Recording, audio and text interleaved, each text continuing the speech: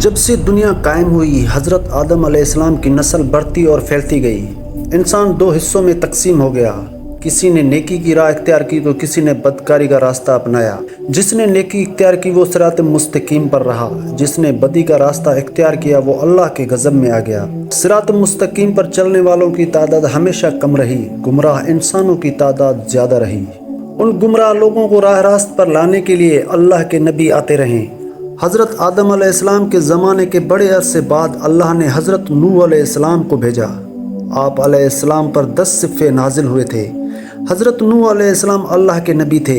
आप अलैहिस्सलाम को आदम सानी भी कहते हैं। आप अलैहिस्सलाम के ज़माने में भी गुमराही फैली हुई थी, सिर्फ चंद लोग ही नेक थे, अक्सरियत गुमराह लोगों की थी।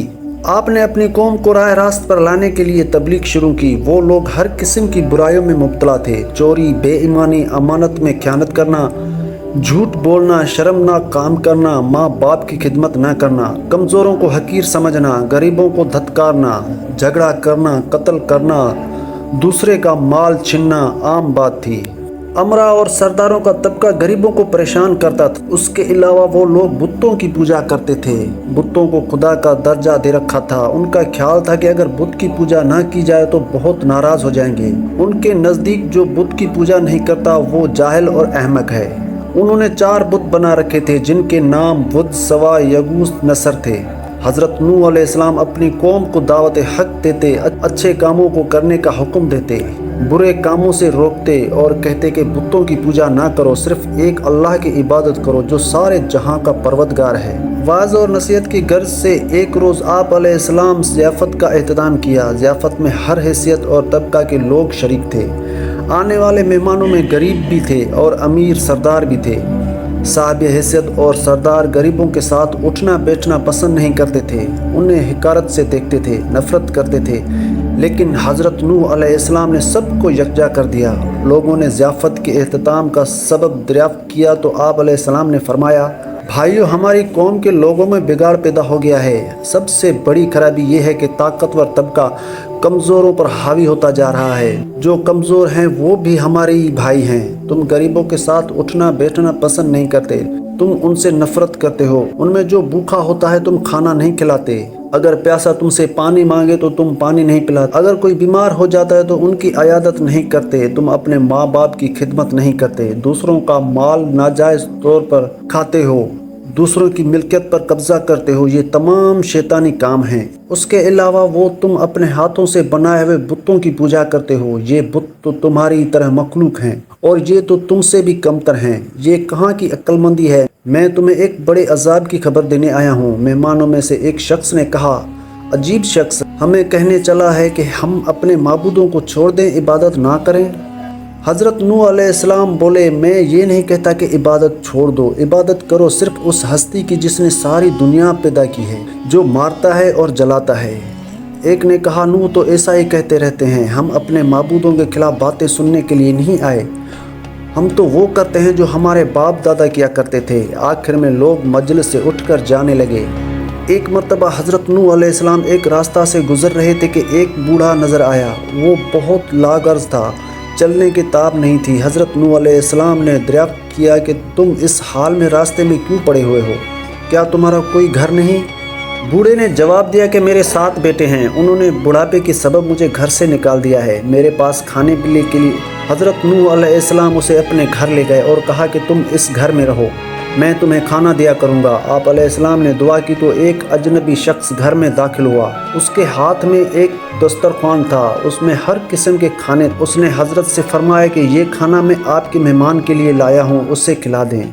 उसने कहा कि अल्लाह किसी को भी कभी भूखा नहीं सुलाता। वो बूढ़ा हज़रत नूह अलैहिस्सलाम पर ईमान ले आया। एक रोज़ हिदायत की गर्ज से घर से निकले और एक बुलंद मकाम पर खड़े हो गए और बोले, लोगों मैं नेकी की तरफ बुला रहा हूँ। अल्लाह ने मुझे नबी बनाकर भेजा है ताकि मैं तुम लोगों को हिदायत करूँ।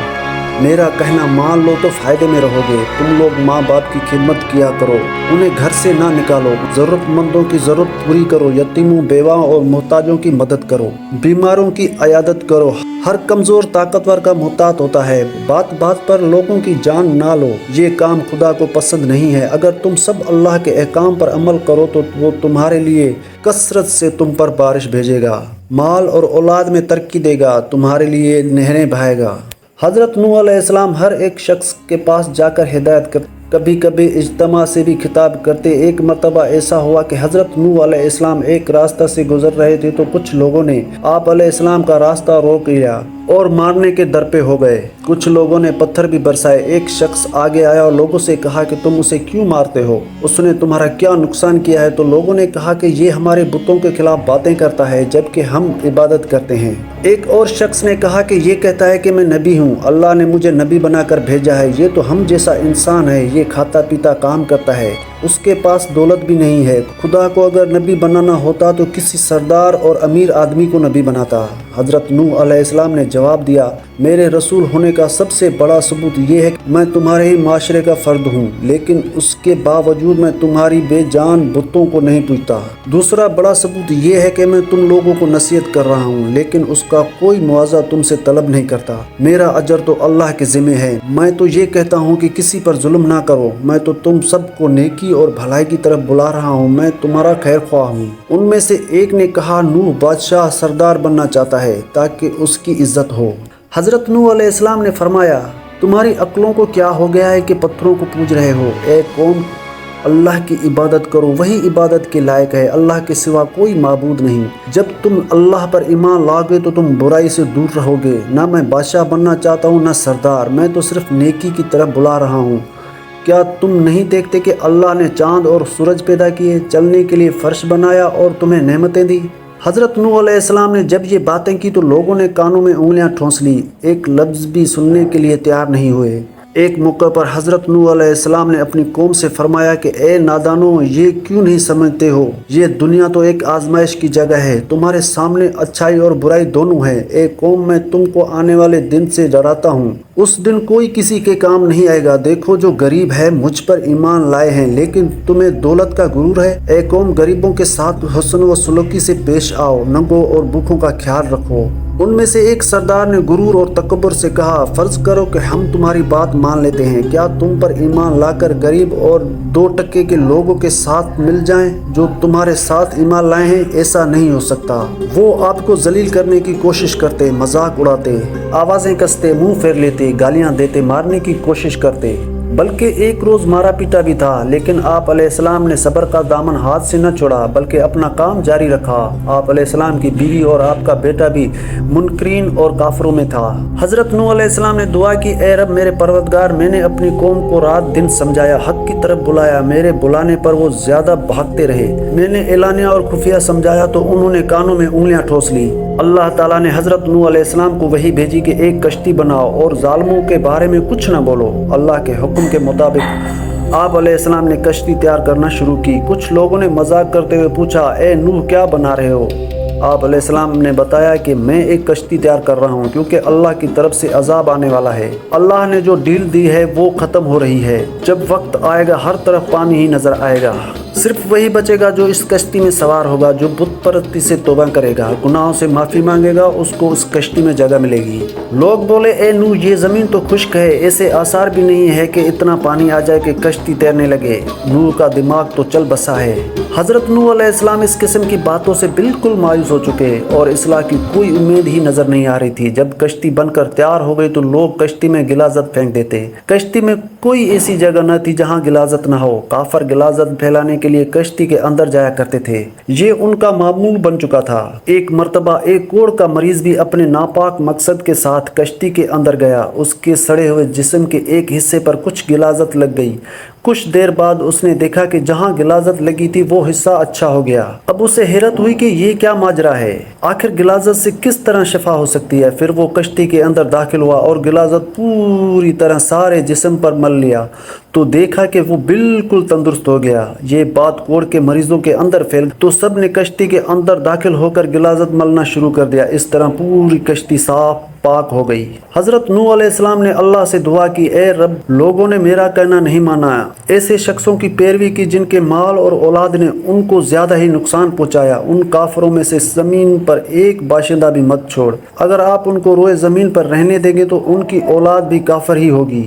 آپ علیہ السلام کی دعا قبول ہوئی، اللہ کا عذاب آ چلا، گھر کے تنور سے پانی ابل پڑا، پانی کا ریلا تیزی سے بہنے لگا۔ جس جگہ سے پانی ابل پڑا وہ کوفہ کی ایک مسجد تھی جس کا نام مسجد انبیاء ہے۔ دوسری طرف آسمان پر خوفناک سیاہ بادل چھانے لگے۔ حضرت نوح علیہ السلام نے دیکھا کہ زمین سے چشمے پھوٹ رہے ہیں۔ حضرت نوح علیہ السلام نے کہا کہ یہ عذاب کی علامت ہے۔ کافر کہنے لگے کہ طوفان تو آتے رہتے ہیں، بارشیں ہوتی رہتی ہیں، یہ تو کوئی نئی بات نہیں ہے، کچھ دیر بعد موسم بدل جائے گا۔ دیکھتے ہی دیکھتے ہوا کا تیز جھونکا آیا جس سے ہر چیز ہل گئی۔ پھر پانی برسنا شروع ہوا۔ بارشوں میں اتنی شدت تھی جیسے کہ آسمان نے اپنی تمام دروازے کھول دیے ہوں۔ حضرت نوح علیہ السلام نے ایمان والوں سے کہا کہ کشتی میں سوار ہو جاؤ۔ اللہ تعالیٰ نے فرمایا کہ ہر قسم کے جانوروں کا جوڑا بھی کشتی میں سوار کر لو۔ حضرت نوح علیہ السلام نے اللہ کے حکم کی تعمیل کی، ہر جانور کا جوڑا سوار کر لیا۔ کشتی میں ایک علیحدہ جگہ پر سب جانوروں کو بند کر دیا۔ طوفان چلنے لگا، بارش سے ندی نالے اور زمین پانی بھر گیا۔ پھر زمین کے ہر حصہ میں پانی بہنے لگا۔ اب حضرت نوح علیہ السلام کا جہاز تیرنے لگا، پانی اونچا ہو رہا تھا۔ حضرت نوح علیہ السلام کی نظر جب بیٹے پر پڑی تو آواز لگانے لگے، بیٹا اب اس کشتی میں سوار ہو جاؤ، تمہاری جان بچ جائے گی، اب کافروں کا ساتھ چھوڑ دو۔ تو بیٹے نے جواب دیا کہ میں پہاڑ کی اونچی چوٹی پر چڑھ جاؤں گا، پانی وہاں تک نہیں پہنچے گا۔ تب حضرت نوح علیہ السلام نے اللہ سے اپنے بیٹے کے بارے میں سفارش کی کہ میرا بیٹا ڈوب رہا ہے، یہ تو میری ہی خاندان کا ہے، تیرا وعدہ سچا ہے۔ اللہ نے فرمایا کہ وہ تیرے خاندان والوں میں سے نہیں ہے، تیرے گھر والے تو وہی ہیں جو تجھ پر ایمان لائے ہیں۔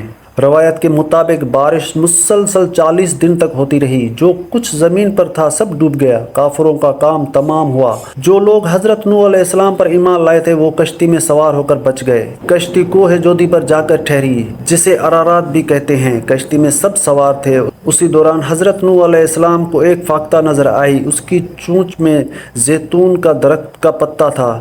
یہ امن و سکون کی علامت تھی، یعنی پانی اتر چکا ہے۔ کوہ جودی یا ارارات مشرقی ترکی میں ہے۔ یہ 16,900 فٹ بلند ہے جو برف سے ڈھکی رہتی ہے۔ روس کی سرحد بھی اسی سے ملتی ہے۔ اس پہاڑ کو ناقابل تذکیر خیال کیا جاتا ہے، لیکن 1929 میں جرمن ماہر طبیعیات جان جیکب نے